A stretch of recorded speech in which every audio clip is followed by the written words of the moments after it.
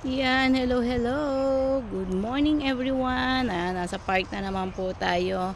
At meron lang akong ma-share yung ating devotion. Ano po yung ating devotion? Today is September 20. Wow! 10 days more is October na. Diba? Or 11 days, diba? So may ano kasi. Okay, so God bless. I hope na nasa buti kayong kalagayan. Our verses for today is found in Matthew 7:7. The same time sa Luke 9:10, 'di ba? Is the same with that sa Luke. Okay, na sabi niya is seek and you will find. Knock and the door will open unto you. And of course, ask and it shall be given unto you. Kailan po tayo nag-ask, no? Nag-knock, at kailan din tayo nag-seek sa ating Panginoon. Yan po, hindi ba? At sabi niya, pag tayo ay talagang humingi sa Panginoon, ay kanyang ibibigay po. At kung ating kakatukin ang kalangitan, ay kanya ding ibibigay. At kung ating hahanapin, ating pong masusumpungan.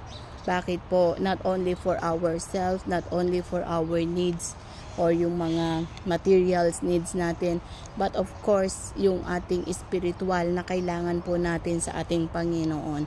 Sometimes you feel parang pagod ka na, sometimes you feel na drain ka, diba? Ask the Lord, Lord, palakasin mo ako spiritually, Lord, ganito po, Lord. You ask the Lord, and of course, we need to knock on the door ng heaven, diba? Katukin mo ng katukin dahil ibibigay yan ng Panginoon. Walang tao na kumakatok na hindi pagbubuksan, diba? Pagkatok ka ng katok, kahit sa loob ng bahay, yung taong nandoon, matutuliri yan kasi katok ka ng katok, di ba? Bubuksan niya yan. Bakit? Di ba? At na-remember ko dun sa Bible, ang sabi niya na merong kumakatok at humihingi ng tinapay, at ang sabi ng may bahay is, hindi na, tulog na kami, malis ka na. Sabi niya, hindi siya, nagpursigi siya na kumatok, at sabi niya, hindi, kasi kailangan ko ng tinapay. So anong ginawa nung taong yon is bumangon siya, 'di ba? Kasi hindi ka rin niya patutulugin dahil katok ng katok. So syempre hindi niya bumangon siya, at yun nga ibinigay nung pangangailangan ng tao bago siya umalis. 'Di ba? Ganun din 'yan na mayroon tayong mga needs din, syempre lahat tayo. So ang gagawin po natin is to katukin natin ang kalangitan at ibibigay yan ng ating Panginoon. Syempre pag ikakabuti naman natin, kung alam naman na Panginoon na hindi natin ikakabuti, bakit niya ibibigay kung ikakasama naman natin, di ba? Pero kung ikakabuti natin at talaga naman na nandyan at yung faith mo, why not? Ibibigay po ng ating Panginoon dahil mapagmahal at mapagbigay ang ating Panginoong Diyos. Basta sa ikabubuti at ikakaayos po natin. And of course po, you need to seek God. Bakit po? Kasi ang seeking, kailangan po natin isik ang Panginoon habang nakikita pa nakikita o nararamdaman natin siya. Bakit po? Kasi yung iba soon or pagdating ng panahon na kahit ano hindi na po natin makikita ang ating Panginoon, di ba? Mahihirapan na po tayo kasi yan, mas lalo pag kayong wala na ang grace ng Panginoon, wala na ang Holy Spirit, mahirapan. So ngayon po, seek nyo ang ating Panginoon habang nandyan po siya.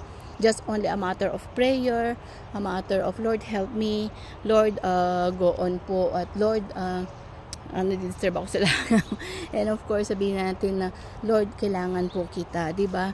Yan po kasi in the last days binigay na po niya yung banal na espiritu at binigay po niya na lahat sa atin para masave po tayo, para binibigyan niya tayo ng mga chance para go on tayo sa Kanya dahil mahal na mahal niya tayo. Ang nais ng Panginoon is to save at dalhin niya tayo kung nasaan man siya ngayon, doon sa kalangitan, at doon din po tayo. Ang promise po niya yan, diba?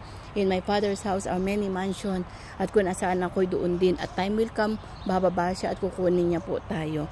So yun po yung aking ma-share ngayon. So seek, knock, and of course, as in the Lord. So, okay. So, bye for now. May the Lord God bless you all. Bye.